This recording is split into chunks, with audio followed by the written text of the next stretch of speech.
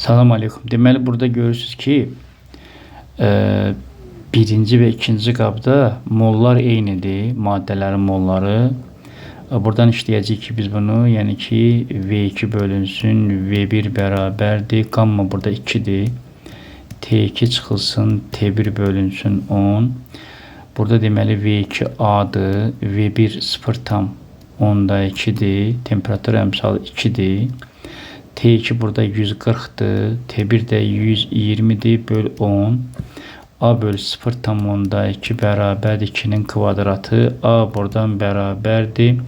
Deməli 4 vurulsun 0,2, 0,8 eləyir. Yadımızda saxlayırıq ki, A bərabərdir 0,8'ə.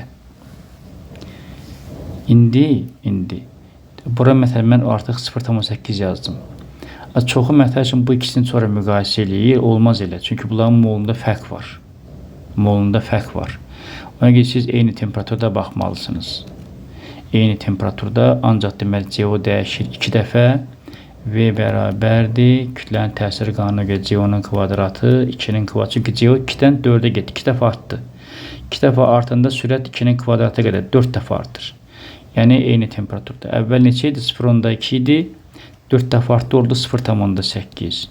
Vəssalam 0,8 bölü 0,8. Bu da 1'ə bərabər.